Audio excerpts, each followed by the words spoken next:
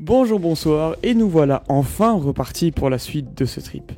Après Pause Park et Hansa Park, nous nous retrouvons aujourd'hui pour rider du coaster avec l'un des parcs possédant l'une des meilleures line-up en Europe, puisque le parc comporte un plug and play Intamin, un accélérateur Intamin, une dive BNM, un wing BNM, et évidemment le meilleur pour la fin, celui qui vient rajouter du bonheur dans nos vies, tel du sel sur un steak, un magnifique SLC Vekoma.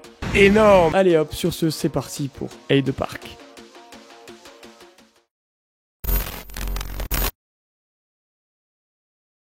Je vais commencer cette vidéo en mode trip report, car n'étant pas fan de ce que j'ai filmé, je trouve que c'est mieux d'introduire cette visite en voix off. Il est 9h50 et nous arrivons sur le parking d'Heide Park. Et nous constatons à quel point le parc s'annonce grand.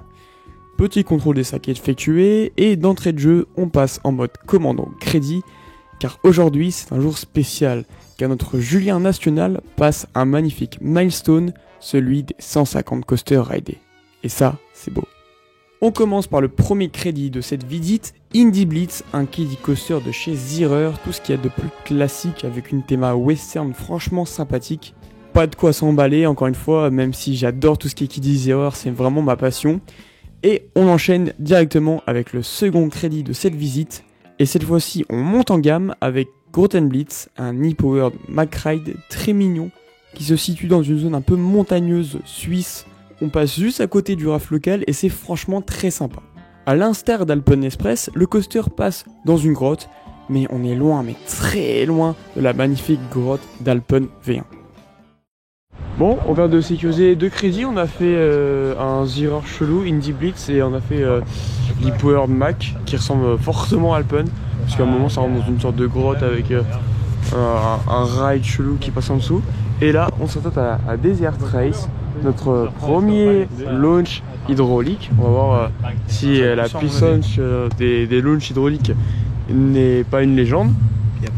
Et après, toi tu feras ton 150e sur le gros mastodonte qui est là-bas, Colossus Giganten. La drop elle est quand même vachement. Ouais, là on le voit en test, c'est une dinguerie comment il trace et qu'il est imposant, ça annonce du lourd. Mais là, en attendant, on va faire Desert Race.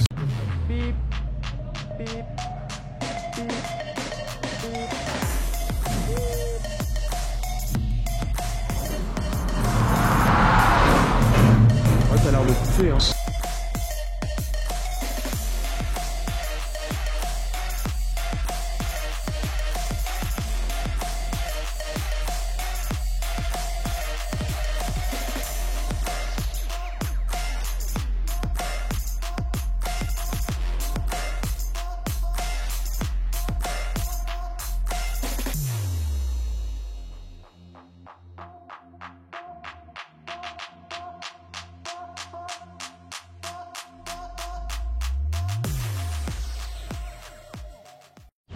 Petit Desert Race crédité avec un magnifique problème technique. On a fait 15 minutes dans le train. Ouais, vraiment.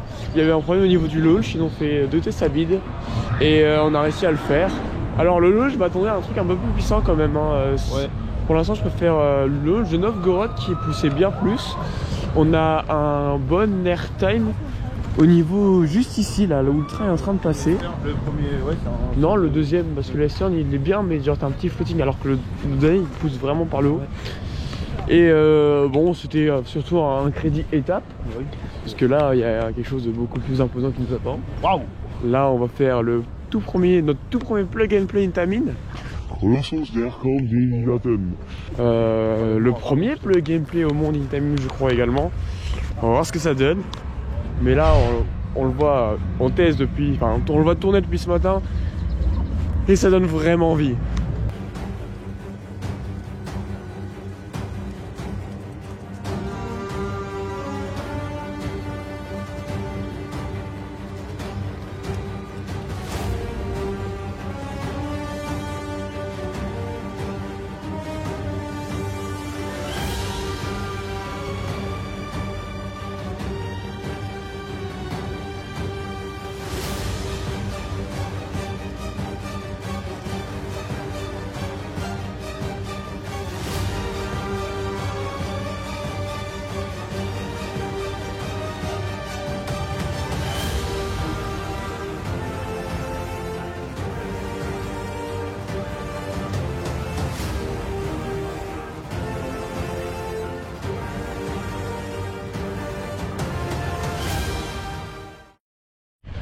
Petit Colossus passé, on l'a fait au first. C'était Et sympa, ben mais c'est bien, mais froid encore. j'attends de voir par la suite parce qu'on a de bons airtime au first. Mais après il y a une grosse partie chiante, un peu comme Goliath. Moins chiante que Goliath. Mais, et encore, hein. Et encore. Mais c'était pas incroyable, je préfère largement un Troy. On verra bien quand ça va chauffer, mais je pense que quand ça chauffe, ça va être trimé parce qu'il y a des trims dans chaque boss. Hein. Bon, encore on les a pas sentis, hein, les trims. Non, mais non, franchement, Colossus, je m'attendais à rien. ah, vous avez vu dans la drop. Pour l'instant, c'est bien, mais sans plus. Là, on va s'attaquer à un des autres coasters qui manque. Le SLC est fermé, ça c'est triste. Non, on veut pas. Mais sinon, on a Crake, la dive, la deuxième dive. On a Big Loop, un genre de double loop corkscrew chelou, un peu custom parce que là, vous voyez une longue ligne droite juste avant le loop. C'est assez particulier, mais je sais pas ce qu'on va faire, mais on va trouver.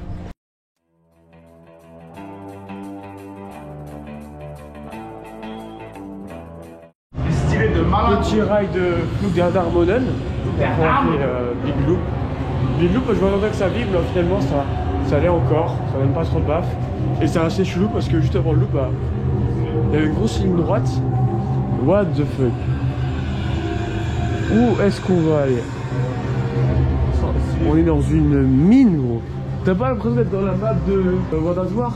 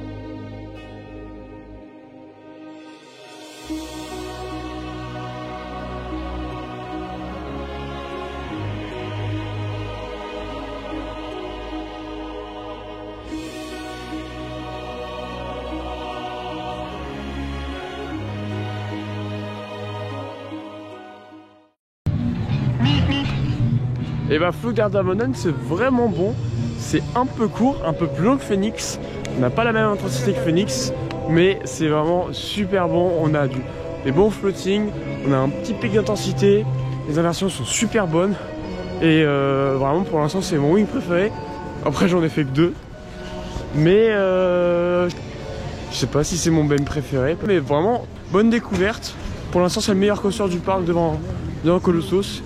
On fait un super bon effet. J'ai vraiment envie de le refaire, notamment au first, pour voir si les airtimes sont tous aussi bons.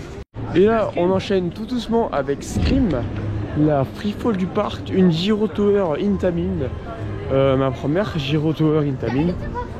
On va voir si ça bat celle d'Highlander, parce que Highlander, ouais, Highlander, c'était pas on n'a pas terminé sur une bonne note.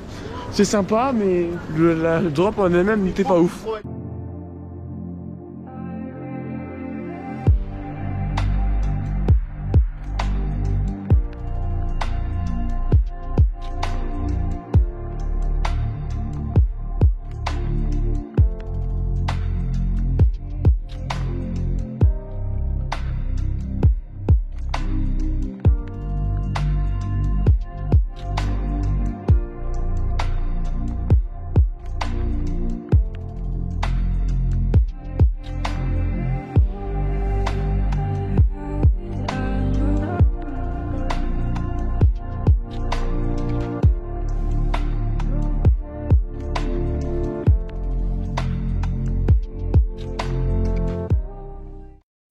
On ressort de un ride de la freefall qui est vraiment très bonne, qui est mieux que Highlander, hein, tout simplement. Clairement, parce que là on sent vraiment la chanson du truc. On sent vraiment le décrochage quoi. Bah je pense que c'est ma drop préférée parce que la drop elle est bien longue et il y a bien bon décrochage.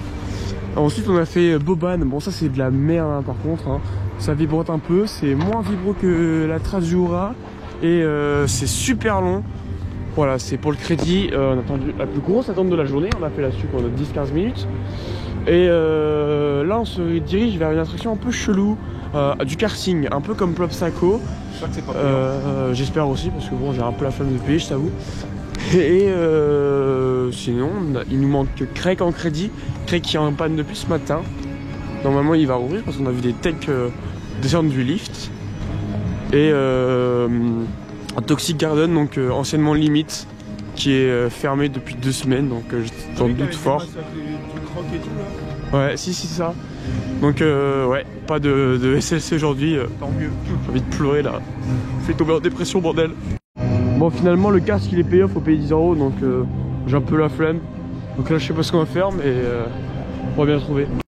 On vient tout juste de sortir d'un ride de Colossus, fait au tout premier rang. C'est comme ce matin, il y a un peu plus d'airtime puissant, mais ouais, le problème c'est toujours les virages, quoi. Un gros temps mort de. Ouais, en fait, c'est Goliath en wooden. Mais je préfère quand même Colossus à Goliath, faut pas. Pour l'esthétique, quoi. Non, c'est même pas ça, c'est juste que bah, tu te fais moins chier dans Colossus que dans Goliath. Et là, Craig était en test. Non, on a... a... tout court. Il était juste ouvert. Il est marre. Ta gueule. Là, Craig vient d'ouvrir, il était en test. Il y a des gens dedans, c'est bon signe. Là, on va directement sécuriser le crédit dessus.